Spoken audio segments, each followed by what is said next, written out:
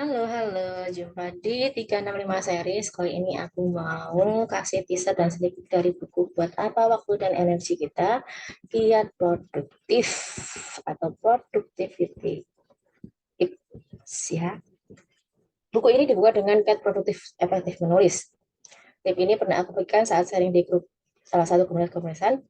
Kita angkat ke sini supaya makin banyak yang membaca dan mudah-mudahan terinspirasi. Satu, banyak baca. Yang penting harus kita lakukan setiap harinya adalah membaca, karena seperti sumur, kalau dikeruk terus bisa asat. Jadi harus bisa kulaan dan nyumber terus dengan cara belajarnya dari berbagai sumber.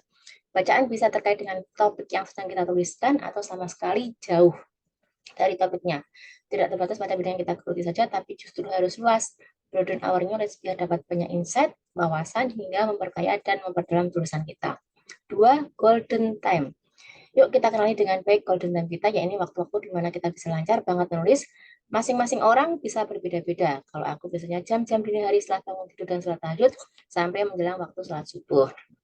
Tiga, kuasai. Supaya nggak macet, kuasai dulu apa yang mau kita tulis. Kalau mau ke jalan dan itu memang harus dikerjakan karena pesanan atau order, sambil rehat, ambil rehat, tulis yang lain dulu, misal blog atau tulisan pendek untuk lomba, atau arisan book dan sebagainya.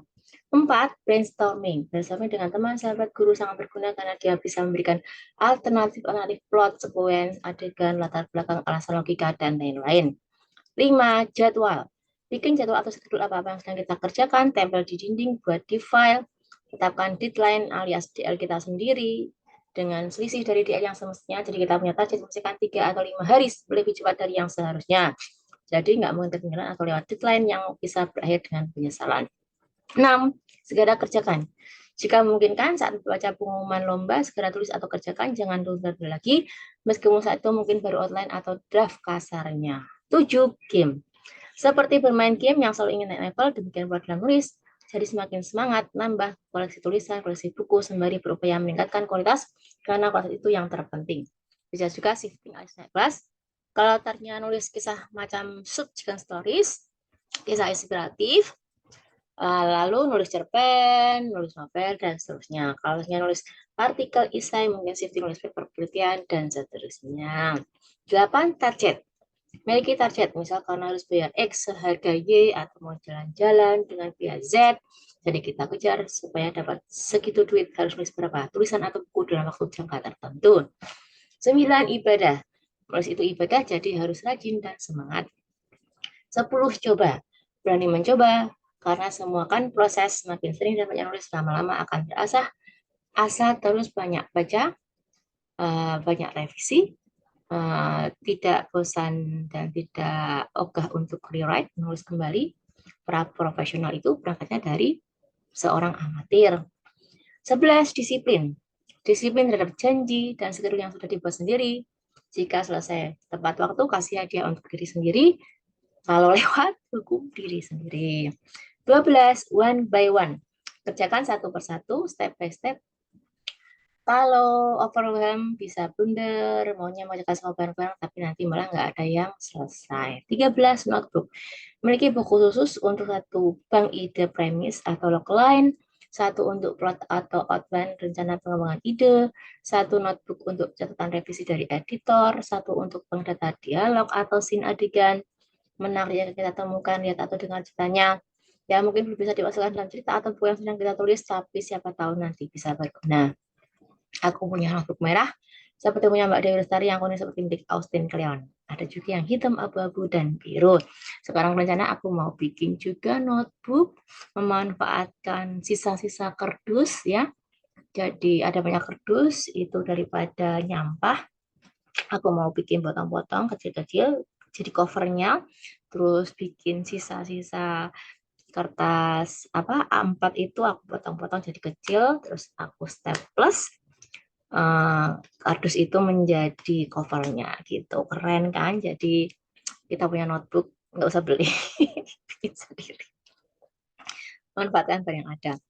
Tips berikutnya, aktif. Orang yang paling sibuk adalah orang yang paling produktif, punya kegiatan, aktivitas gawe di luar nulis, yang akan menjadi katalis dan bensin buat produktif nulis, dan sekaligus kita mencari bahan material untuk bahan tulisan kita. 15. Stay healthy, jaga kesehatan. Karena kalau sakit pasti kita nggak bisa nulis. 16. Keep writing. Pokoknya nulis terus apapun yang terjadi. 17 spot, cari spot atau tempat menulis yang nyaman, juga memakai kostum yang nyaman. Selamat menulis. Terus di buku buat apa waktu dan energi kita, kiat produktif, ada motif produktif. Kemarin waktu aku ngebum Twitter dengan beberapa buku yang diterjemahkan dalam bahasa Inggris dan dijual di Amazon, serta beberapa buku yang dibuat versi digitalnya dan dijual di Google Play serta Google Book, ada teman tutorialnya. Gimana sih kiat produktifnya? Ini beberapa kiat produktivitas. Satu, set daily goals. Punya tujuan harian sangat penting. Jadi kita memiliki panduan apa-apa yang harus kita raih sehari itu. Biasanya orang-orang bikin list di malam hari sebelum hari H. Bisa juga pagi-pagi setelah sholat subuh atau setelah sholat tahajud. Ada yang sudah mengagendakan selama 1 minggu penuh, bahkan sebulan. Dua, first thing first. Punya prioritas mana yang harus dikerjakan dahulu. Jangan sampai kita mengerjakan banyak hal, terus yang terpenting malah ketinggalan. Tiga, set deadline dan stick to them.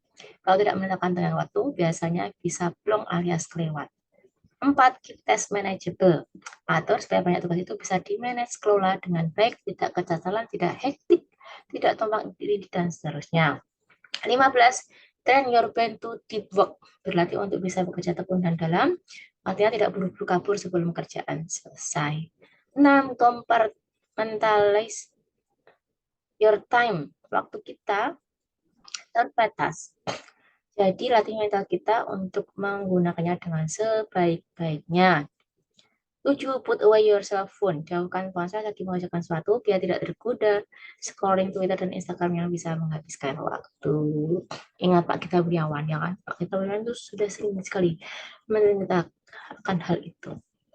8. Monotask. Usahakan mengerjakan tugas itu satu persatu, baru pindah ke tugas lain jika satu tugas sudah selesai. 9. Practice mindfulness, berlatih untuk fokus, penuh perhatian, penuh kesadaran dalam mengerjakan apapun hasilnya, insya Allah akan lebih oke. 10. Know your body clock, kenali jam tubuh kita sendiri, kapan masa aktif, kapan kreatif, kapan produktif, kapan butuh istirahat, kapan butuh jalan-jalan, refreshing, dan lain-lain.